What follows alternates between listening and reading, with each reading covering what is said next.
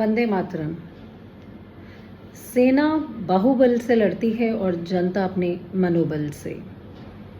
हमें हर स्थिति के लिए, हर परिस्थिति के लिए हम सबको तैयार रहना चाहिए।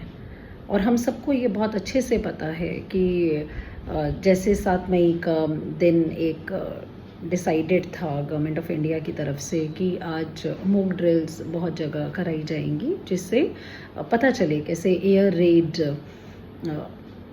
जो अलार्म है, सायरन है, उसके बारे में पता हो, कैसे बचना चाहिए, ये चीज़ के बारे में पता हो।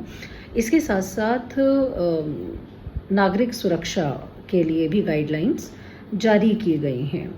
हवाई हमला अगर होता है तो कौन कौन सी चीज़ें हैं, जैसे कांच की खिड़की के साथ नहीं खड़ा रहना है, खिड़कियों को गद्दे या उससे कवर करके रखना है ताकि भाई कोई भी चीज़ टूटने से कोई आपको नुकसान ना हो, कांच टूटने से। और अगर आप कहीं बाहर हैं मान लिया, तो नीचे लेटकर आपको अपने हाथ से सिर को कवर करना है। और अगर घर पर भी हैं तो घर पर भी आप मेज़ के नीचे, पलंग के नीचे चीज़ें हैं जो ध्यान में रखा जाता है।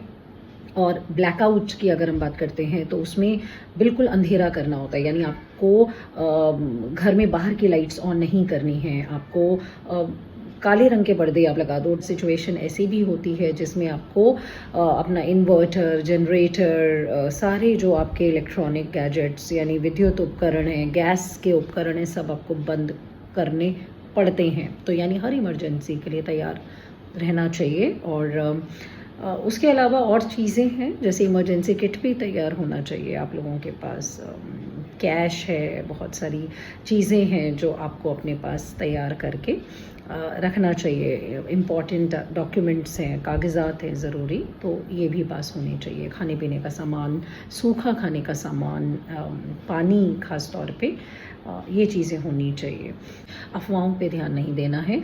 और कभी भी एयर स्ट्राइक होती है तो ये भी ट्रेनिंग दी जा रही है। जैसे आज मॉक ड्रिल में कई जगह कराया गया है कि सायरन की आवाज़ है तो 2 मिनट तक 5 सेकंड तेज़ आवाज़ होगी सायरन की, फिर 3 सेकंड धीमे आवाज़ होगी, फिर 5 सेकंड तेज़, फिर 3 सेकंड धीरे।